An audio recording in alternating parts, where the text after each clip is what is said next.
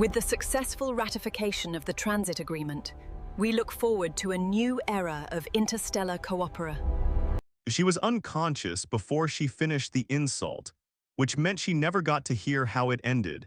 And Tamaz Reyes spent the next 6 hours wondering if that was mercy or just bad timing. The insult had been building for about 20 minutes. That was how long Ambassador Dranathi Voss of the Shenalari Diplomatic Continuance had been standing in the Marath Hub Transit Lounge, waiting for her connecting vessel, expressing her views on the state of Terran integration into conclave society to the 3 aides traveling with her, and doing so at a volume she clearly did not consider inappropriate in a shared public space. Tamaz had been sitting 4 seats down with a cup of cooling coffee and a maintenance report he was trying to finish before the end of his shift. And he had been, with the professional discipline of a man who had worked 11 years in transit facility management, not listening. He was good at not listening.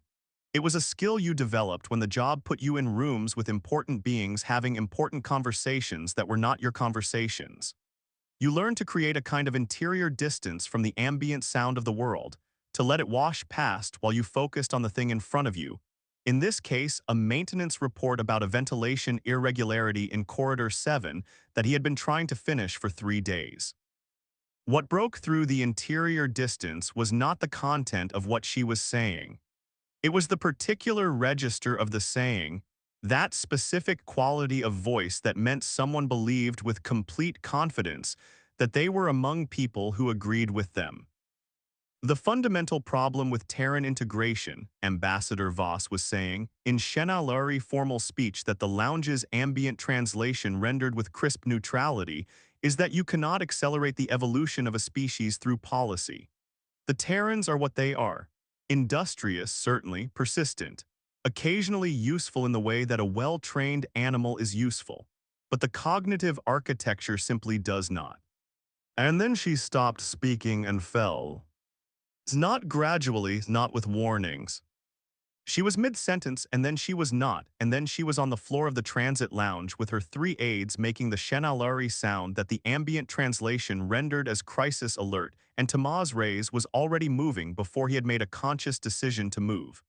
The maintenance report sliding off his knee and onto the seat. The coffee left behind, 11 years of transit facility management producing, from some depth he hadn't known it reached. The specific muscle memory of a man who had been first aid certified every year for 11 years, and had spent most of those years hoping he would never need it. He had needed it twice before. A Keth contractor with a cardiac event in Corridor 3 6 years ago, a human tourist with an allergic reaction 2 years after that. Both times the muscle memory had been there before the thinking was. It was there now. He was on his knees beside Ambassador Voss before her aides had finished their crisis alert sound, his hands already moving to the assessment positions, checking airway, checking the quality of her breathing, checking the color of her secondary skin layer, which was, in Shenalari physiology, the first indicator of circulatory distress. The secondary skin layer was wrong, not a little wrong, significantly wrong. "Call medical," he said to the nearest aide. His voice came out flat and precise, which was how his voice worked in these moments. All the other registers fell away and what was left was just the information. "Tell them Shenalari female, adult, loss of consciousness, secondary skin presentation indicating circulatory event. Tell them I need a crash cart with Shenalari cardiac protocol." The aide stared at him. "Now," Tamaz said. The aide moved. The transit lounge of Marath Hub was not a medical facility.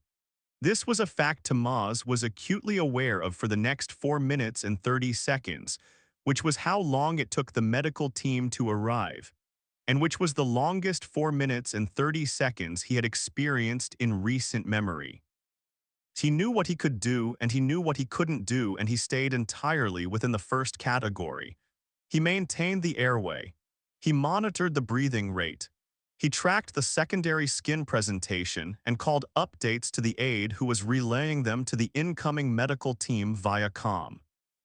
He did not attempt anything that required medical training he did not have, because one of the first things they had taught him in first aid certification 11 years ago was that the most dangerous thing an untrained person could do was the thing they weren't trained to do. He talked to her. This was not in the first aid protocol, or it was in the sense that the protocol said maintain verbal contact where possible to monitor consciousness, and what that meant in practice was that Tom Ayacute's Reyes knelt on the floor of the transit lounge talking to an unconscious Shenalari diplomat who had just been comparing him to a well-trained animal. And he talked to her the way he talked to the ventilation systems when they were giving him trouble, steadily, without drama. As if the situation were routine and would resolve correctly if everyone did their job. Okay, he said, medical is on the way, you're going to be fine, just stay with me. Oh, she was not conscious, she could not hear him, he knew this. Oh, he said it anyway. The aides had formed a cluster nearby in the Shenalari configuration that body language specialists described as defensive regrouping, a kind of mutual reinforcement in crisis, each one slightly turned toward the others in a way that made them collectively more stable. They watched him with an attention that he registered and set aside for later processing. Is she? What is her status? The nearest aide asked. A young Shenalari in diplomatic gray, whose name Tamaz would learn later was Preth. The question had a quality of controlled fear in it that the translation system mostly kept out and Tamaz mostly heard anyway. Breathing is stable, he said. Circulation I can't assess fully without equipment. She needs the medical team. He looked up briefly. She's going to be okay. Talk to me. Does she have any history of cardiac events? Any medications I should tell the medics about? Preth blinked. You are asking for her medical history. The medics will need it. Do you have access to it? A pause. Then Preth was moving, pulling out a data device, finding something in it with shaking hands that found what they were looking for anyway. I have her travel health documentation, Preth said. Read me anything relevant, anything about her cardiovascular system. Preth read. Tamaz listened and filed and kept his hands where they were, and kept talking to the woman on the floor in the steady, routine voice. The medical team arrived at 4 minutes 30 seconds. They were efficient. They assessed, they worked, they deployed the equipment, they communicated in the fast-clipped shorthand of people who had trained for this. The lead medic, a Shenalari herself, which Tamaz noted with some relief given the cardiac protocol complexity, glanced at him once with an expression he couldn't read and then focused entirely on the patient. Tamaz moved back, out of the way. His hands were shaking slightly, he noticed. They always did afterward. He sat on the edge of a nearby seat and looked at his hands and waited for them to stop. Preth came to stand beside him. You were trained for this, Preth said. It was not quite a question. First aid certification, Tamaz said. Annual, it's required for transit facility management. Preth looked at him. You assessed her secondary skin presentation. That is, a pause. The secondary skin is a Shenalari physiological indicator. It is not part of standard conclave first aid protocols for non-Shenalari practitioners. It's in the certification curriculum if you take the cross-species module, Tamaz said. I take it every year. He looked at the medical team working. It adds 2 days to the recertification, but the hub gets ships from about 60 member species. Seemed worth knowing. Preth was quiet for a moment. You take the additional training, Preth said, every year for a transit management position. In case I'm sitting in a lounge and someone needs help, Tamaz said. Yeah. He looked at his hands, they had stopped shaking. The medical team stabilized Ambassador Voss in the transit lounge and moved her to the hub's medical bay. Tamaz gave a full witness and first responder account to the medical authority and then went back to the lounge to find his coffee and his maintenance report, both of which had been moved and were sitting on a different seat. placed there with the careful deliberateness of someone who had wanted to do something and hadn't known what else to do. He looked at the maintenance report. Then he looked at the spot on the floor where she had been. The lounge had resumed its ordinary function around the event, the way transit spaces did, not callously, just practically, because ships did not stop and platforms did not hold, and the movement of the hub was too large to pause for any particular moment within it. He picked up the coffee. It was cold. He drank it anyway because it had been a long day before the last 20 minutes and it was going to be a longer one after. Preth found him 20 minutes later. The aide looked different from the controlled fear version Tamaz had seen in the lounge, not calmer exactly, but more organized, as if the fear had been sorted into its correct file and what remained was something else. The young Shenalari stood in front of him with the precise formal posture of someone delivering an official message, and then slightly visibly adjusted into something less formal. "Oh, she is stable," Preth said. "The medical team says she is expected to recover fully." They identified the event as a Shenalari cardiac arrhythmia specific to our physiology, treatable especially when caught a pause early. "Good," Tamaz said. The lead medic told us that the interventions in the first 5 minutes were, Preth seemed to be looking for the right rendering, critical to the outcome. She said the secondary skin assessment was particularly, she said it confirmed the cardiac hypothesis before the equipment arrived and meant the correct protocol was deployed immediately rather than after diagnostic delay. Another pause. She was specific about that. Tamaz nodded. He was looking at the maintenance report but not reading it. She said if a standard non-species specific protocol had been used, Preth continued, the diagnostic delay might have been long enough to, the outcome might have been different. But it wasn't, Tamaz said. No, Preth agreed, because of the training you take every year, the additional 2 days. Preth was quiet for a moment. May I ask why? Tamaz looked up. I thought I answered that. You said it seemed worth knowing. Preth met his eyes. I am asking what made it seem worth knowing to you. Tamaz thought about it, the honest answer, not the convenient one. People come through here from everywhere, he said.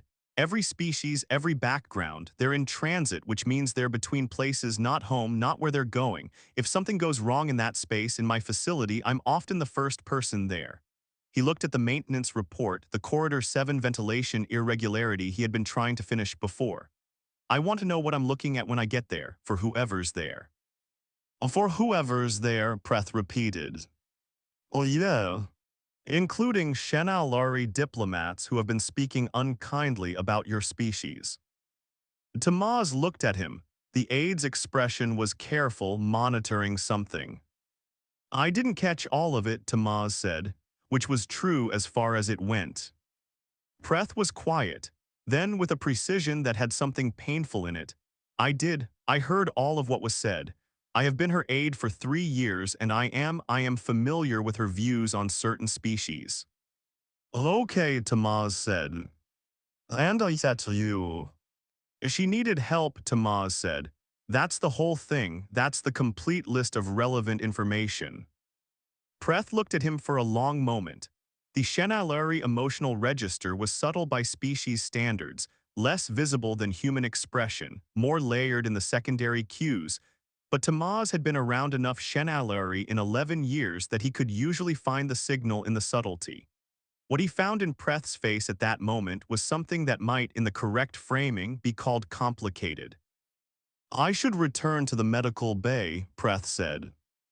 Give her my best, Tamaz said, and meant it simply, and watched the aide process the simplicity of it for a moment before nodding and going. He finished the maintenance report. This was important to him in a way that he didn't bother to examine. The Corridor 7 ventilation irregularity was a real problem that would become a larger problem if not addressed, and addressing it required the completed report, and the completed report was his job, and whatever had happened in the lounge was a different thing, and the right thing to do with different things was to keep them separate enough that each one got the attention it needed. He submitted the report at the end of his shift. He changed out of his uniform in the staff room. He ate a meal in the hub canteen that was satisfactory without being memorable and thought, while eating it, about nothing in particular. He was a person who had learned to do that, to think about nothing in particular after something particular had happened. It was not suppression exactly, more like composting. You let the experience settle into a layer, and over time it became part of the ground you stood on rather than a thing you were carrying. He thought about the secondary skin presentation, the wrong color, the confirmation of what his hands had already told him when he knelt down. He thought about the 4 minutes and 30 seconds. He thought about talking to someone who couldn't hear him. He thought about Preth's face. He thought about the ventilation irregularity in Corridor 7, and whether the repair crew would address it by next rotation or if he would need to follow up. He went home to his quarters. He had a video message from his brother in Guadalajara and he watched it twice and sent one back. He looked at the certification calendar on his wall. Cross-species module came up again in 6 weeks and confirmed the registration was in place. He had confirmed this before, but he liked confirming things. Oh, he slept. Ambassador Dranathi Voss requested to speak with him 3 days later. The request came through Hub administration with the formal notation of an official diplomatic communication, which meant it crossed 3 desks before it reached him and arrived with a slight bureaucratic patina on it that made it feel more official than it probably needed to be. Tamaz read it twice. He thought about it. He confirmed the meeting. The Hub's medical bay had a visitor reception room with slightly better furniture than the rest of the facility, the concession to dignity that medical spaces make when they know their patients receive guests. Ambassador Voss was in a chair rather than a bed, which the medical staff had apparently deemed appropriate for a formal meeting, and she was in Shenalari formal diplomatic dress rather than medical wear, which told him she had insisted on it. She looked, Tamaz thought, like someone who had been reminded of something she had not expected to need reminding of, and had been in the process of deciding how to sit with that reminder for 3 days. She was older than he had registered in the lounge. The crisis and the floor and the 4 minutes and 30 seconds had given him a specific narrow view of her, mostly the secondary skin presentation and the airway and the breathing, the diagnostic data. As a person in a chair, she was different, distinguished in the formal Shenalari way with the precise bearing of someone who had spent decades in rooms where bearing mattered, and something else that was underneath the bearing and harder to name. Preth was present, 2 steps behind and to the side, in the configuration of an aide attending an official engagement. He caught Tamaz's eye once and then returned to the careful professional attention of someone focusing on the meeting. Tamaz sat in the chair across from her. He had worn his uniform. He was, in every observable sense, the transit facility manager at Marath Hub, which was what he was, and he had decided that bringing anything else to this meeting was not his job. Ambassador Voss looked at him for a long moment. The Shenalari formal register, high, precise, slightly removed, was present in her face and her posture. So was the other thing. "Well, you saved my life," she said. "The medical team saved your life," Tamaz said. "I held the space until they got there. The lead medic informed me that what you did in the first 5 minutes was." "I know what she said," Tamaz said, not unkindly. "I heard what she said. I'm not arguing the point. I'm saying it was a team effort and I want to be accurate about who did what." Ambassador Voss was quiet for a moment. "You are a very precise person," she said. "It's the job," he said. "Transit management details matter." "Yes," she looked at her hands. "Preth told me about the cross-species certification, the additional training." "It's not uncommon for facilities like this one," Tamaz said. "He told me you take it every year." "I do." "For the hub population," she said, "for whoever's there." He recognized his own words. "That's right." She was quiet again. In the quiet, Tamaz noticed the quality of it, not the silence before a performance, not the silence of someone gathering themselves for a statement, just quiet. A person being in a place after something had happened. I was saying something, she said. When the event occurred, I was speaking to my aides. You don't have to. I am aware that I don't have to, she said. Something in the formal register shifted, not much, enough. I am choosing to. He waited. I was saying something about the Terran species that was, she paused. That was consistent with views I have held and expressed for some time about cognitive architecture, about the pace of development, about the, she stopped again. The phrase I used was well-trained animal. I had not completed the sentence when I lost consciousness. Tamaz looked at her steadily. Okay. You were in the lounge. Oh, yes. Oh, you heard it. The pause, some of it. And yet, she said. And yet, he agreed. She looked at him with the full direct gaze that Shen Aleri used when they were not performing directness, but actually being direct, which was different and visible once you knew what to look for. I want to understand, she said, not as a political matter, not as a diplomatic protocol. I want to understand how a being does what you did for someone who was saying what I was saying. She held his gaze. In my experience, beings act for those they see as equivalent or above. We help those we consider worth helping. That's one way to do it, Tamaz said. Is there another? He thought about the honest answer. Not the diplomatic one, not the one that performed a value rather than holding it. I don't actually think about whether someone is worth helping, he said.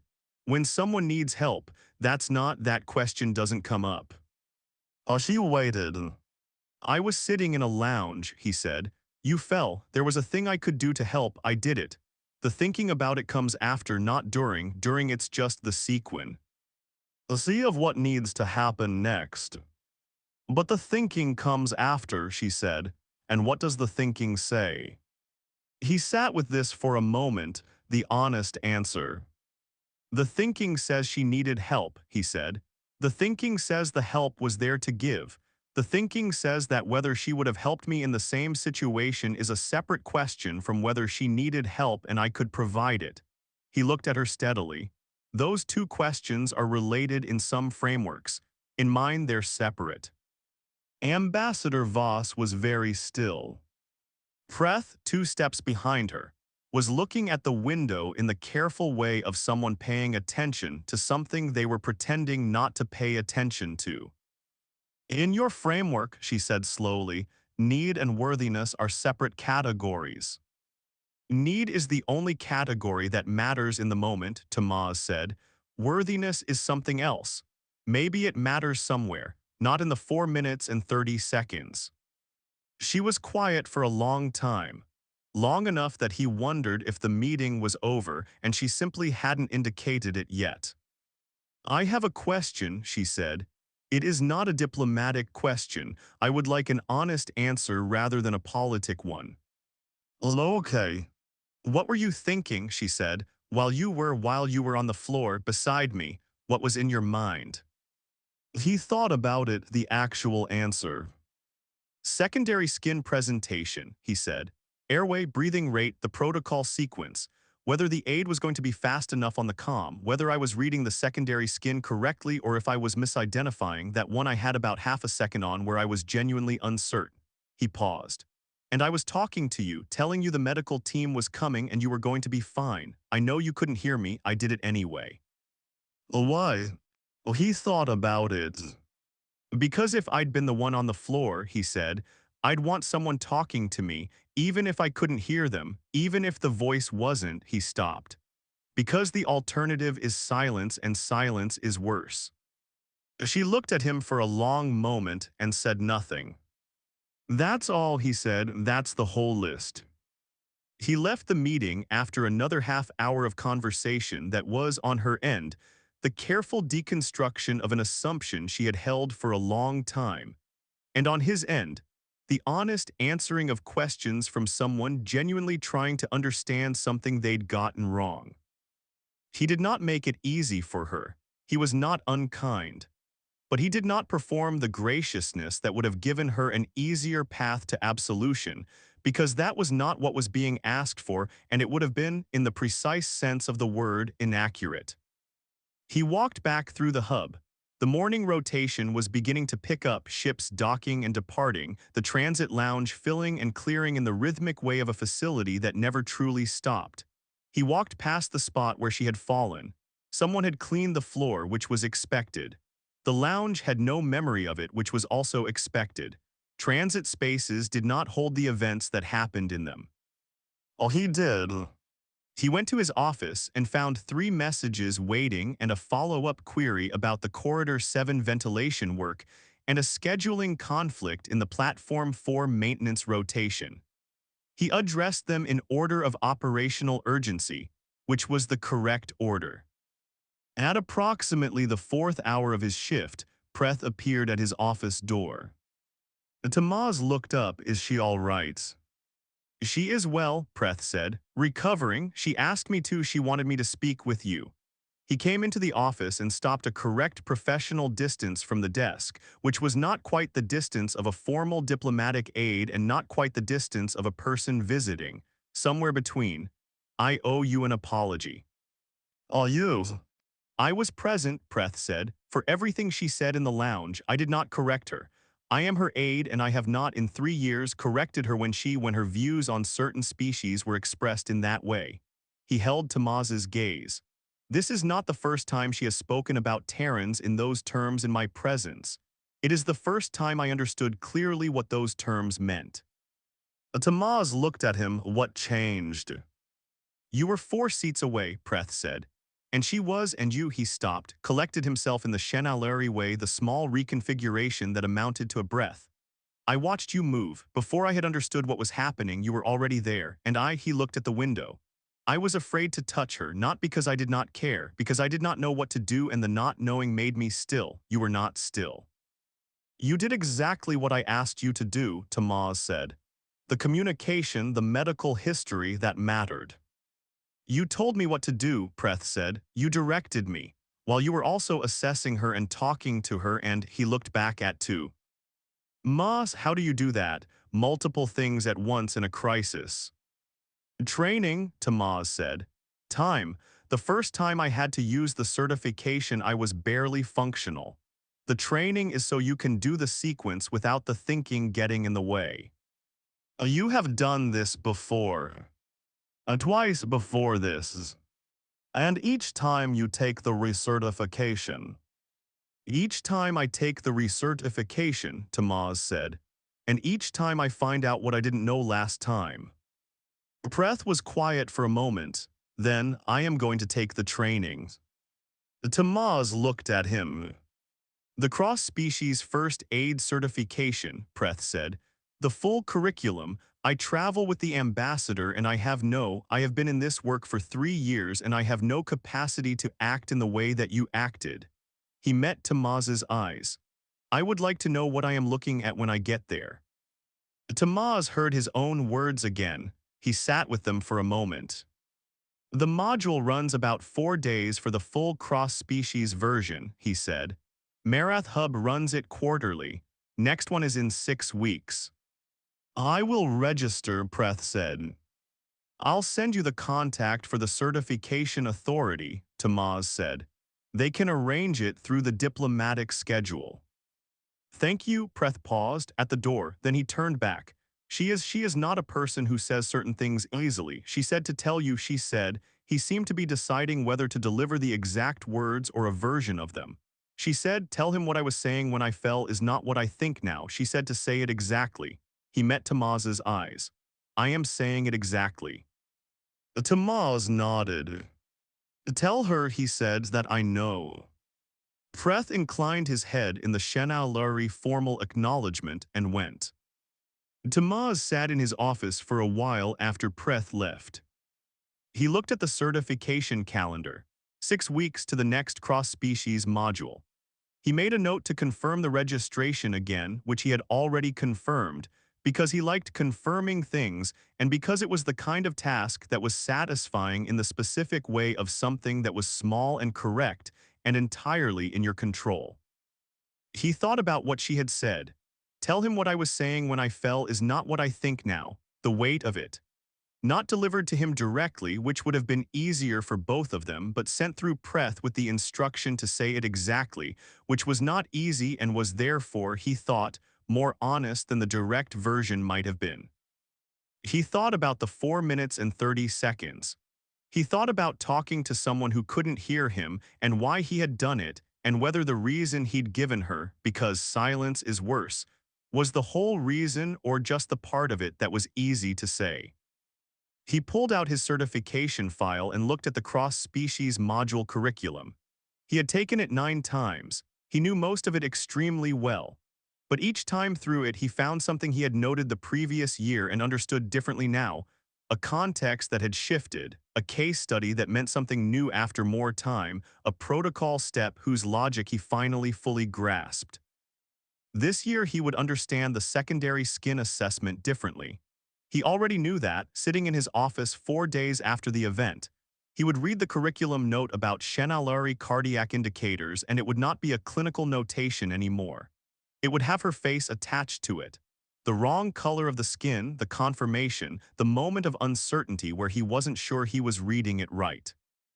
He would read it and he would know it in the way you know things that have happened to you, rather than things you have been taught. He made a note in the file. That was how the curriculum worked for him. He added to it each year from what had happened, from what the training had met. It was a record not of what he had learned in classrooms, but of what the classrooms had prepared him for, which turned out to be a different document. His comm chimed. Platform 4 maintenance scheduling conflict needed a resolution. He addressed it. He thought about Preth saying, I would like to know what I am looking at when I get there. He thought about a young Shenalari aide who had stood 2 steps behind the wrong certainty for 3 years and had watched it fall, and was now going to spend 4 days learning what to do so that the next time he was not still. He thought about the ventilation irregularity in Corridor 7, now properly reported, which would be addressed by the repair crew on next rotation. He thought about his brother's video message and the one he had sent back. He thought about nothing in particular in the productive way. 2 weeks later, a package came through Hub administration for him.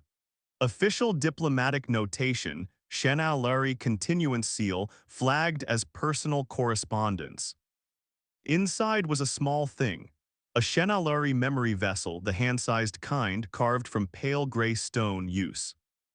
In their culture to hold what they called Vethimar, the formal acknowledgement of a debt that cannot be fully repaid but must be named anyway. The stone was old. It had the worn smoothness of something that had been held many times. There was no letter.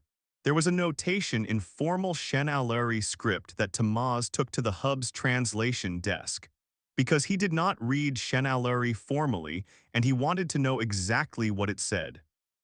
The translation desk came back with, for the one who was talking when I could not hear it, I heard it afterward. He sat with that for a while. He turned the vessel over in his hands, the worn smoothness, something held many times by other hands before his.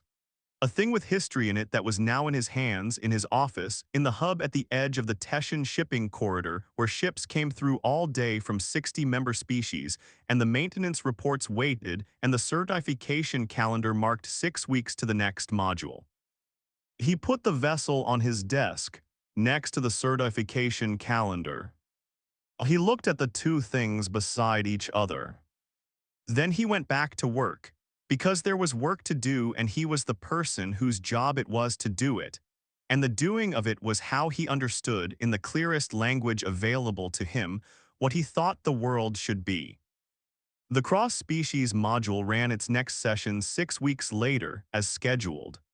Tamaz taught a portion of it, the Shenalari cardiovascular unit, which he had been asked to contribute to 3 years ago based on practical experience, and which he updated each time with new case notes.